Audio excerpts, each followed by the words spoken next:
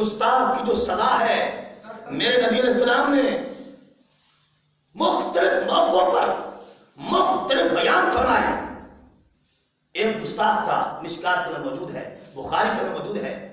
وہ کاتب وحی بنا ہوا تھا، منافق تھا، وحی لکھتا تھا اور وہ مرتد ہو گیا. مرتد ہو کے وہ وہاں سے دفع ہو گیا، اہل کتاب کے پاس چلا گیا.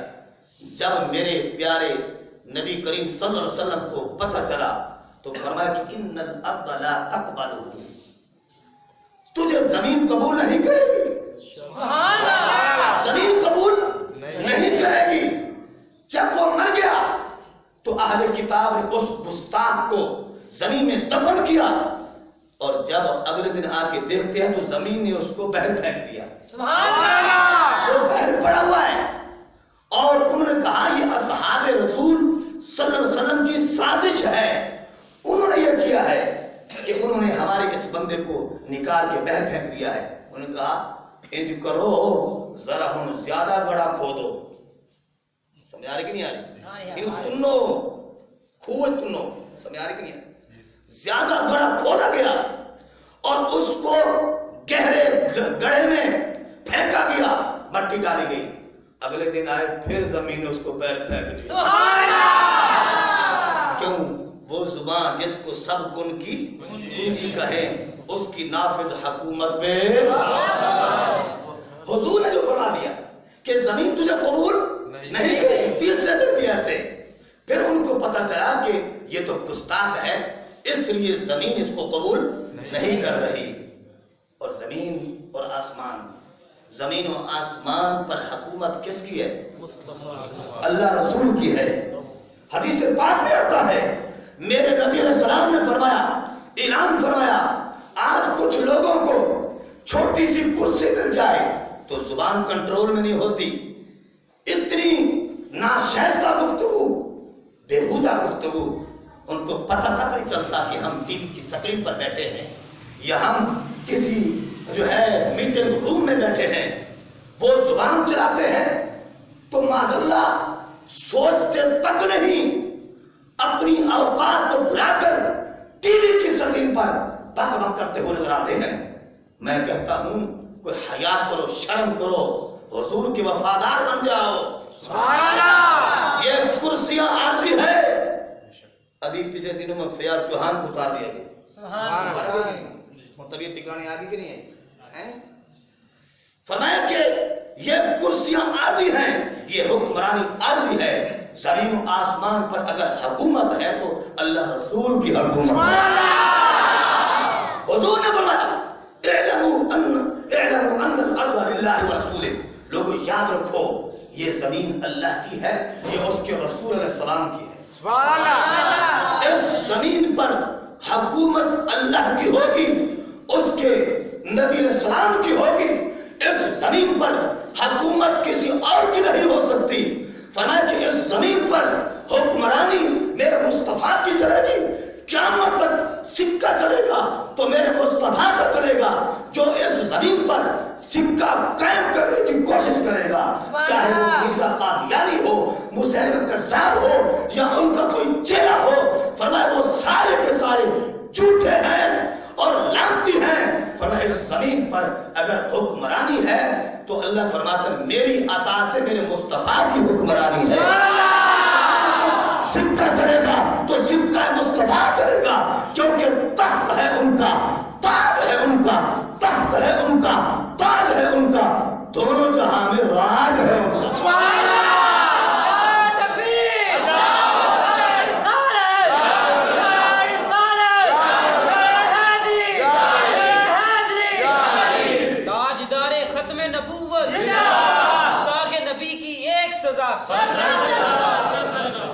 توجہ فرمائیں، اس زمین پر گستاخ کے لیے کوئی جگہ نہیں ہے. گستاخ اس زمین پر رہنے کے قابل نہیں. یہ زمین اللہ کی ہے، اس کے رسول اللہ کی ہے.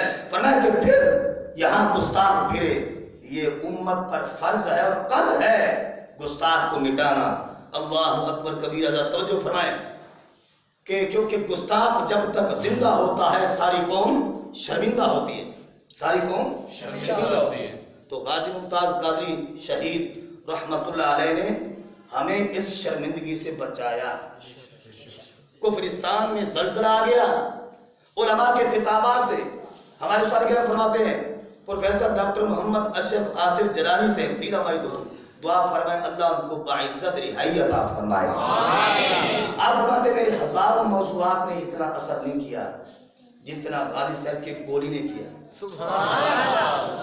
میرے ہزاروں موضوعات نے فرمایا اتنا اثر نہیں کیا کفرستان پر جتنا غازی صاحب کے گولی نے کیا. کفرستان میں زلزلہ آ گیا, اس کی جڑیں کھوکھلی ہو گئی. اللہ اکبر کبیرہ. توجہ فرمائے, میں بات کو آگے بڑھاتا ہوں. دیکھیے گستاخ کی مختلف سزائیں جس طرح کے کتابوں میں موجود ہے. جس وقت سورۃ تبت یدا ابی لہب نازل ہوئی تو ابو لہب نے اپنے دو بیٹے عتبہ اور عتیبہ ان کو کہا, کیونکہ حضور علیہ السلام کی دو صاحبزادیاں حضرت رقیہ اور حضرت کلثوم رضی اللہ عنہما یہ عتبہ اور عتیبہ کے نکاح میں تھی. ابھی تک یعنی مشرکین سے نکاح ناجائز نہیں ہوا تھا. یہ پہلے کی بات ہے. تو جب سورۃ تبت یدا ابی لہب نازل ہوئی تو ابو لہب نے اپنے بیٹوں کو کہا تم جاؤ مسلمانوں کے نبی کو جا کر ان کی بیٹیوں کی طلاق دے کے آؤ ورنہ میں تمہیں وراثت سے محروم کر دوں گا. وراثت سے محروم کر. ابو لہب نے کہا. تو بیٹے گئے عتبہ عتیبہ.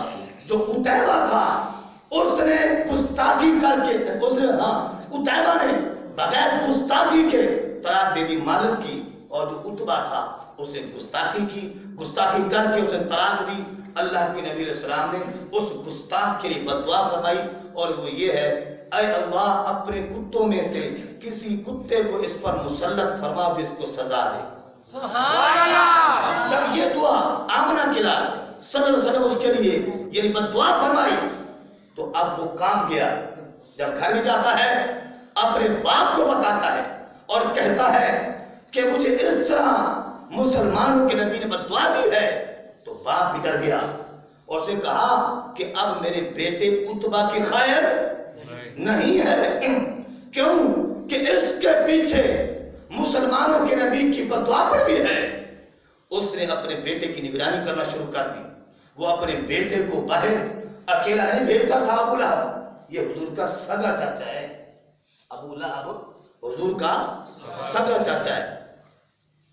اب کیا ہوا, وہ نگرانی کرنے لگا. کچھ عرصہ گزرنے کے بعد ایک قافلہ شام کی طرف روانہ ہوا ابو لہب کا تجارت کے لیے. اس کا امیر کون بنا؟ عتبہ بنا. تو کافی سارے ابو لہب کے ملازم تھے, نوکر تھے. ان کو کہا تم جاؤ میرے بیٹے کو لے جاؤ لیکن نگرانی کرنا تمہارے ذمہ ہے. تم میرے بیٹے کے محافظ ہو. جہاں کہیں رات ہو جائے تو تم نے پڑاؤ ڈالنا ہے تو میرے بیٹے کو درمیان میں سلانا اور تم ارد گرد سونا, کہیں میرے بیٹے کو کچھ تکلیف نہ پہنچائے. تو جب اس نے ان کو نصیحت کی تو ملازمین نے اقرار کیا کہ ہم ایسے ہی کریں گے. قافلہ روانہ ہو جاتا ہے.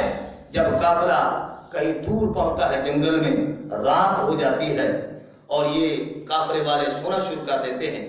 عتبہ کو درمیان میں سلاتے ہیں اور نوکر چاکر سارے ارد گرد سوتے ہیں. سب کو نیند آ جاتی ہے اور فرمایا کہ جھاڑیوں سے پھر اللہ کا ایک شیر نکلتا ہے. سبحان اللہ. سے کیا ہے سبحان اللہ. سبحان اللہ. جھاڑیوں سے ایک شیر نکلتا ہے اور وہ شیر آ کر کیا کرتا ہے, آ کر سب سے پہلے جو بندہ سویا تھا اس کا منہ سونگتا ہے. سبحان اللہ. کیا سونگتا ہے؟ منہ سونگتا ہے. ماشاءاللہ پڑھے لکھے لوگ بیٹھے. منہ سونگتا ہے اور اس کو چھوڑ دیتا ہے. پھر اگلے کا منہ سونگتا ہے, اس کو چھوڑ دیتا ہے. ارد گرد سب کے منہ سونگ کر چھوڑ دیتا ہے.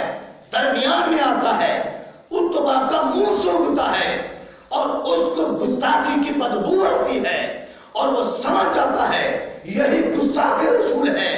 اب کی بار عتبہ کو چھوڑتا نہیں, سونگ کے حملہ کرتا ہے اور عتبہ کے جسم کے ٹکڑے ٹکڑے کر دیتا ہے. تو پتہ چلا جو گستاخ ہوتا ہے اس کے منہ سے ایسی بدبو آتی ہے, انسان تو انسان, جانور بھی جان جاتے ہیں. چل جاتا ہے کہ گستاخ ہے اور گستاخ کا چہرہ بگڑ جاتا ہے. سنسمہ علی الخرطوم سورۃ نور کے اندر موجود ہے کہ پہلے وہ گستاخ کے چہرے پر مکھیاں ہوتی ہیں، آہستہ آہستہ اس کا چہرہ بگڑ جاتا ہے. گستاخ جو ہوتا ہے اس کے منہ سے بدبو آتی ہے، اس کا چہرہ بگڑ جاتا ہے. اور یہ ایسی بدبو ہے انسان نہیں، فرمایا انسان تو انسان رہے بلکہ جانور بھی معلوم کر لیتے ہیں یہ منہ گستاخ کا منہ ہے.